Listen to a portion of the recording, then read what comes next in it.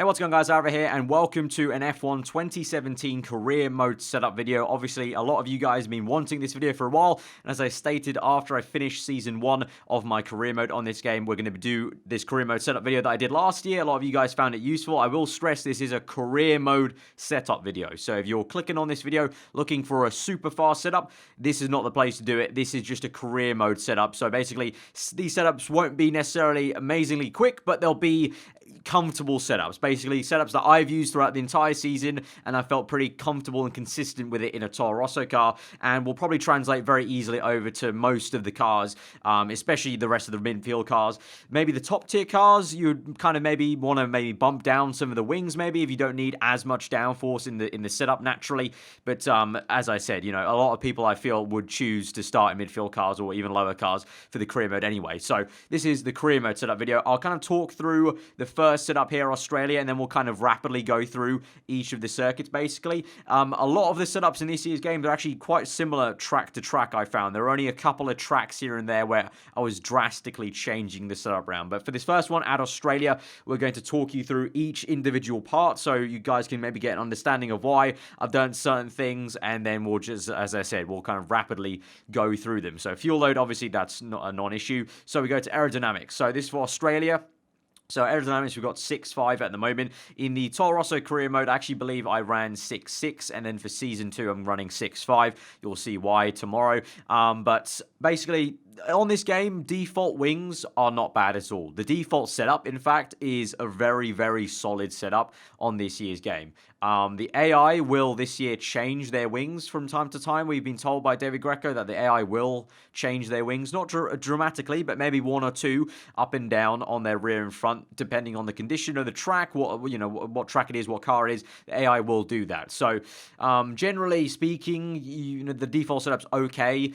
If you wanna have some bit more straight line speed, you're going to be reducing the rear aero. If you want more downforce, obviously, especially for the front end, you're going to be increasing the front wing. And generally, most of the season, I've been running 7.7. At places like Australia, running 6.5. As I mentioned in the video at the time, Italy, I was running 4.4. Places like Monaco, you're going to be bumping it up a lot higher. But for Australia, we're going to go for 6.5. In the actual video itself, in career mode, I think I just ran 6.6. I know it's pretty damn decent.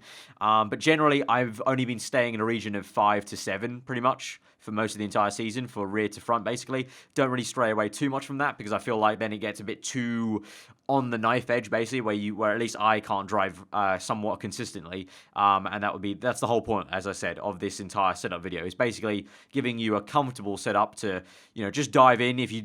Obviously, if you don't want to kind of waste time doing the setup yourself, you can just watch this video, dive straight into every single track, and then just get going with your career mode and enjoy it.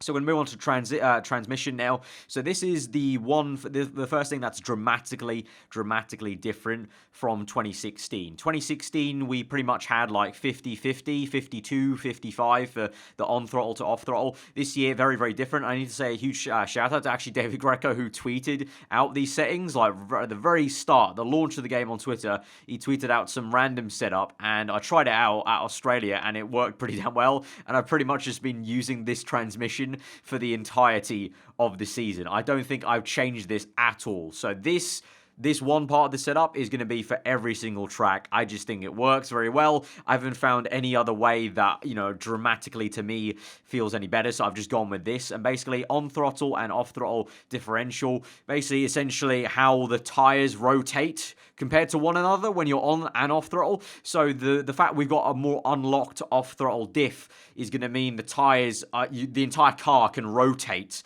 a lot better around the corner, because the tires have a lot more individuality about them of how they're rolling. Whereas on the on-throttle, you have more of a locked setup there. So that means the tires, especially on the rear tires, obviously when you get on the power, they're going to spin up at the same time. So you're not going to have that case of, okay, so you're going around the right-hander and the left tire is going to be spinning up more than the right rear tire, and so you're not going to get that kind of jolting when you start accelerating. At least that's how I kind of picture it in my head when I'm looking at this setup. Basically, it may be a little bit different to how they described it in the description. On the bottom, you can see there, but that's how I like to picture it, basically, of why we're doing an unlock setup on the off-throttle differential. So when you're in the middle of a corner, you're not necessarily accelerating a lot. The car's rolling through the corner and rotating a lot better, especially in maybe the trickier kind of third gear corners where it's a sharper corner, but still you need a lot of momentum through it.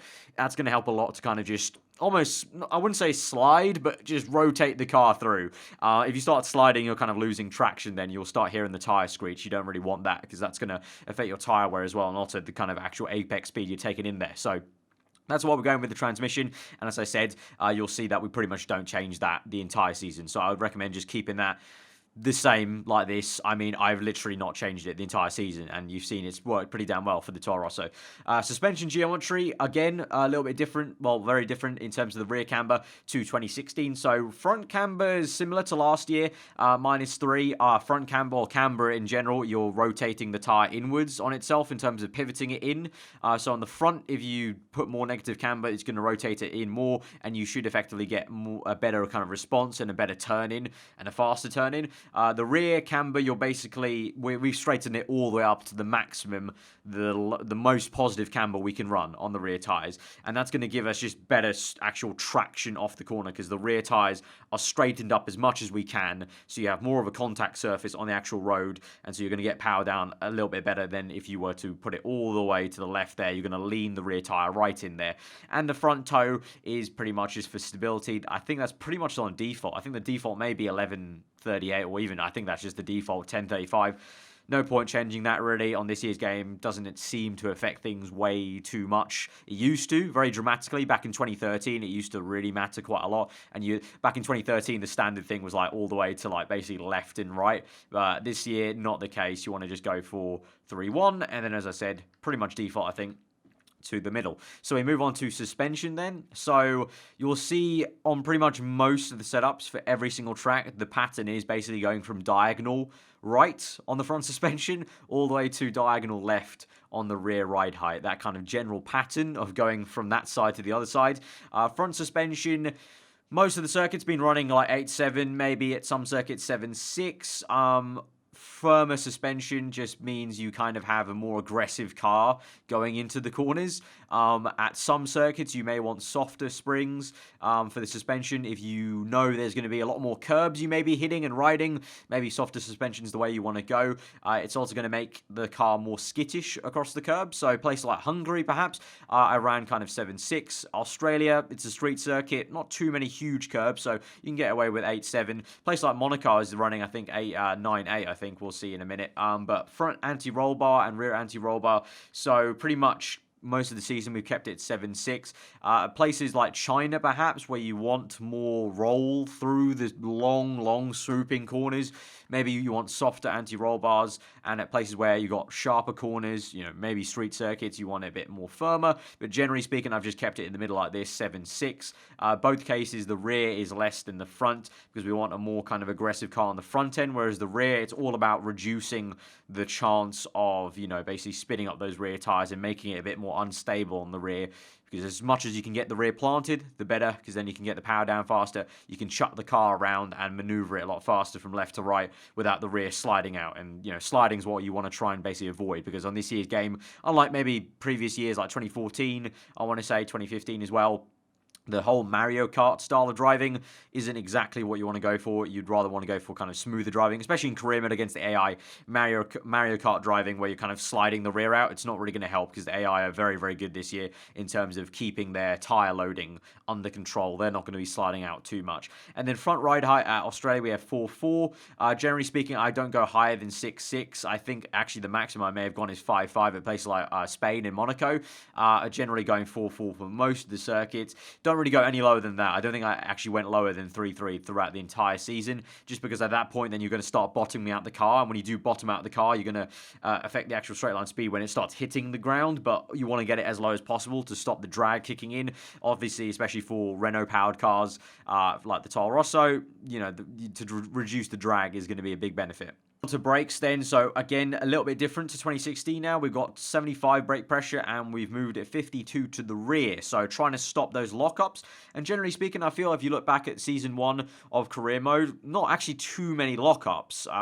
Only when my tyres were starting to wear out were my tyres really locking up. Generally speaking, not too many lockups throughout the entire season in that Toro Rosso car. Obviously, yes, at points I was going maybe too delicately on the brakes. And in some place like Monaco, I did bump it up to 79%. You know, you will lock up a little bit more with that extra brake pressure, but you'd rather get the braking power and the stopping power and maybe be able to control the lockup rather than actually having just a 75 and kind of not having that initial jolt. But most circuits, 75-52 was pretty much what I just stuck with.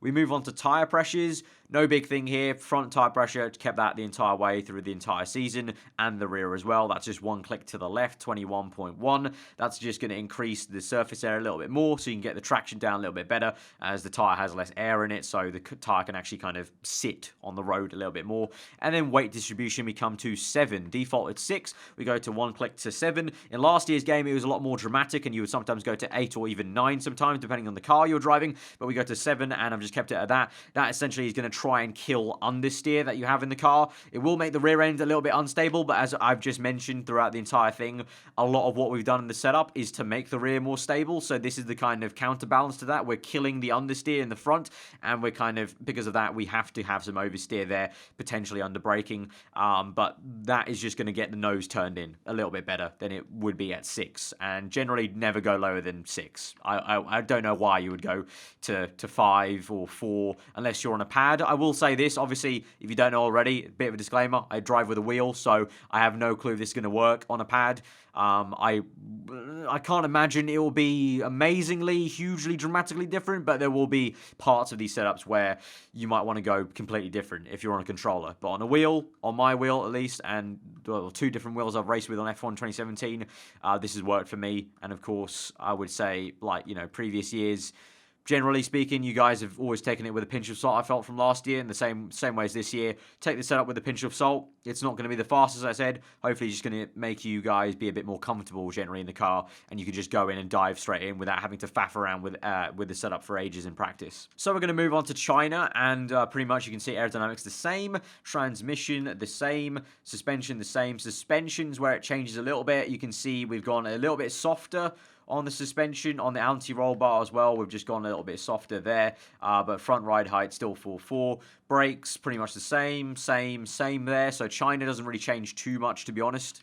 And then we move on to the other tracks. So from China onwards, so Bahrain to Canada, this is the setup I was genuinely using in the Toro Rosso car. Did not change it from any of those tracks to tracks, apart from maybe the ride height. But we went 7.7 for all those tracks, from Bahrain all the way to Canada, not including Canada, but 7.7 on the wings. Transmission, the same as it was. Suspension, same as it was. Suspension, we went a little bit different. We went very aggressively soft rear suspension to really try and help the traction out. Roll bars, you can see a little bit higher there, a bit firmer, because obviously there's a little bit, apart from Russia, maybe you might want to go a little bit softer, but apart from that, most of the other tracks were okay with a firmer roll in the car in terms of the anti-roll bar. Front ride height 5.5. There were a few curbs, obviously, in places like Spain. Bahrain has a few nasty curbs.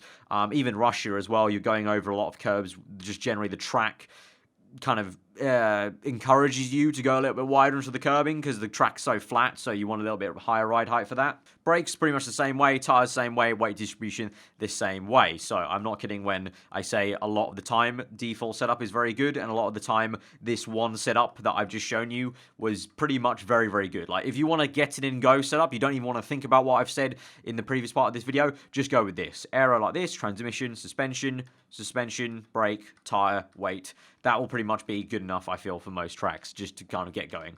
At Canada, we went a little bit lower, 6.6, but not that drastically lower, because actually Canada, although you do want straight line speed, there's also plenty of time to be made up in the corners, very much so in Sector 1 and parts of Sector 2, so don't go too low on the wing, 6.6. The rest of it, I think, is pretty much the same way. Yes, it is pretty much the same as it was before. Silverstone, we're back at 7.7. Transmission is the same thing. Suspension geometry, the same thing.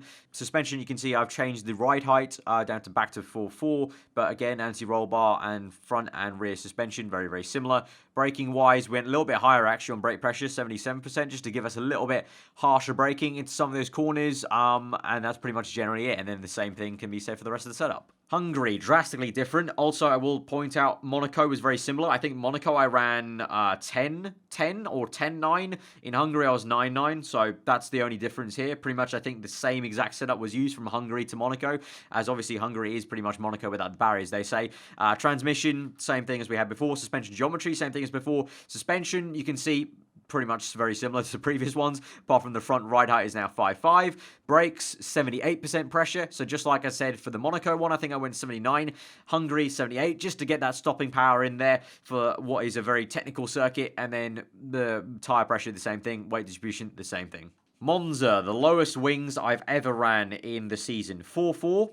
Probably could go even lower, but 4.4 was a good compromise. And you saw in the Toro Rosso car with some rich mix, very, very decent. So 4.4, but the rest of it is, as you can clearly see, very similar. I said we didn't go any lower than 4. Looks like that's actually a lie. Went to 3.3 in Monza, apparently. So in that sense, you may have seen them in the Monza episode. I was lifting and coasting quite a lot, and that also allowed me to make sure I stayed off the curbing. So I would recommend if you're going 3.3 and lower, definitely you don't want to be on the curbs because the front ride height, the clearance for the car is just not very low, so stay off the curbs. Otherwise, you are going to get wrecked a little bit in terms of lap time. Brake-wise, went 76 actually, so a little bit more aggressive than maybe some of the other circuits actually. Obviously, Monza, you need a lot of stopping power, and then the rest of it is pretty much the same. Singapore, a little bit of a compromise. We still went 7.7, so maybe lacking a little bit straight line speed compared to maybe some of the AI cars, but 7.7, obviously there's plenty of time to be made up in the corners, and then the rest of it, I believe, is very, very similar to Hungary and Monaco. 5.5, 77 again. USA, we went with 7.6, and this was even before I had the wet setup. So in USA career mode, obviously, I had a wet race. But for quali, it was dry. For quali, I actually went 8.7 because I knew the wet was coming, and it actually worked out very well in quali. I would say if it's going to be a dry race, go with 7.6 because I think 8.7 is a bit more too much overkill. Yes, you're going to gain time in sector 1, but you're going to lose a lot of time down the straight. So 7.6, I would say it is going to kick out the tail a little bit in sector 1, but if you judge your racing line a little bit easier, it's going to be fine, and you need that kind of lower rear wing, I feel, just for the back straight, just to help you out a little bit in straight line speed. Rest of it, it's pretty much the same, I believe. 4.4 on the rear, on the ride height this time, 76 on the brake pressure, and the rest is the same. And then we come to Abu Dhabi. So from USA, the other circuits, or any other circuits I haven't mentioned specifically, just go back to that setup I mentioned that I pretty much stuck with from Bahrain to Spain, basically. That's what I ran. Abu Dhabi, I ran 7.7. Transmission the same. Suspension the same. Suspension a little bit different. You can see I've gone a little bit softer on the suspension and the anti-roll bar pretty much in the middle like we've done before, 7.6. But suspension went a little bit softer because Abu Dhabi, through the chicane complex in Sector 3, you're going to be going with the curbs, especially if you're battling over with AI side by side. You're going to get shoved off onto the curbings a little bit. Also, that chicane down at the back straight, that's a killer. So just want a bit more softer suspension, just so if you are riding the bump, it's not going to be such a harsh, skittish kind of ride over it. And then front ride height 5.5 to give you that clearance. Braking 77, so a bit more stopping power there. And then weight distribution tires the same. So that's pretty much been the career mode setup video, guys. I know I may have gone a little bit rapidly, but of course you can. Please do pause the video and just kind of go through if you do want to see it in more detail. But really, to be completely honest, for me in career mode, this setup, the one setup I showed you for Australia, bar tweaking the wings like a few times and tweaking the ride height by like 2 clicks down, and the suspension 2 clicks down or up, it's very, very similar for the entire season. For me, at least, that was the comfortable setting. Like, as I mentioned, obviously, track to track, if you're going for lap time, yes, you would maybe dramatically change it, perhaps. But for me, for career mode against AI, and just to feel comfortable, consistent, and just hop in and feel fine, I felt like that setup I showed you at the very start for Australia, you can pretty much go off that and tweak it a little bit. But hopefully this does help you guys, and if you did find it informative, and it does end up helping you guys, and you do improve your lap times for career mode, and it does help you out, then do let me know. It's always great to see, especially some of you guys have been tweeting me that you guys used the video last year, and it really helped to you and you've been waiting for this one, which is really great to see. I do appreciate words like that because it's good to know that I'm helping some of you guys who are maybe struggling against career mode AI in some way, shape, or form. So do let me know about that in the comments below, and do leave a like if you did find it informative. If you're new around here, then do get subscribed for weekly Formula 1 content. I've been aarava. I hope you enjoy the rest of your days, guys, and I'll see you guys next time. Goodbye.